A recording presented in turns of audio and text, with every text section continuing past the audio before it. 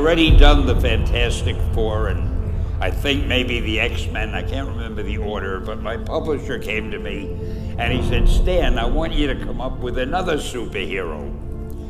So I said, okay, I went home, and when my publisher said do something, I'd better do it because I wanted to keep my job.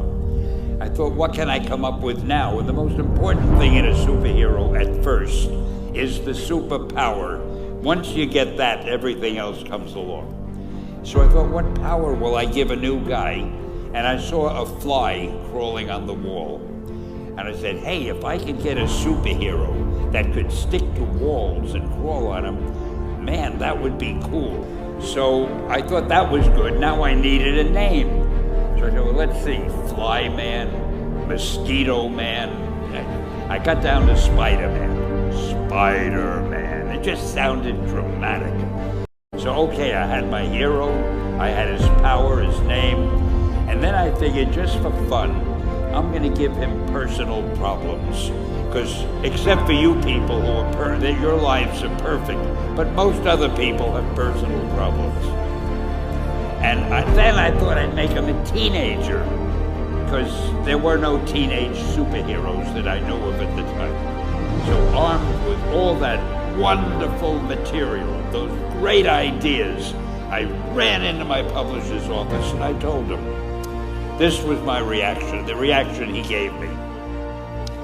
Stan, that is the worst idea I have ever heard. First of all, and he started to give me his, because he's a very logical man, very intellectual. First of all, people hate spiders, so you can't call a hero Spider-Man. You want him to be a teenager. Teenagers can only be sidekicks. And you want him to have personal problems. Stan, don't you know what a superhero is? They don't have personal problems. Well, I left the office disappointed, but obviously a much wiser man. And I couldn't get Spider-Man out of my system.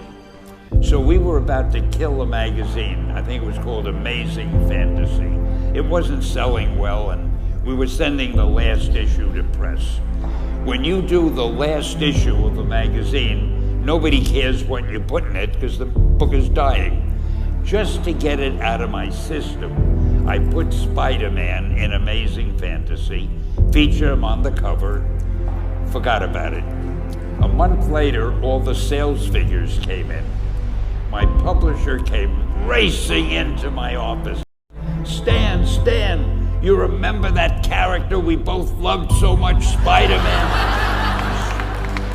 He said, let's do him as a series. Now, why am I telling you this? Besides the fact that I have to kill a little time.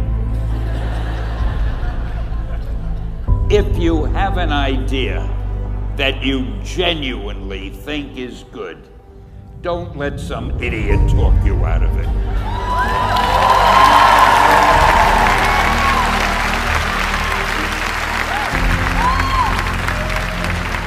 Now, that doesn't mean that every wild notion you come up with is going to be genius, but if there is something that you feel is good, something you want to do, something that means something to you, try to do it. Because I think you can only do your best work if you're doing what you want to do, and if you're doing it the way you think it should be done.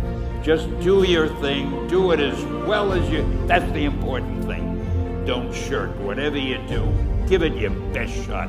You'll be glad you did. Excelsior!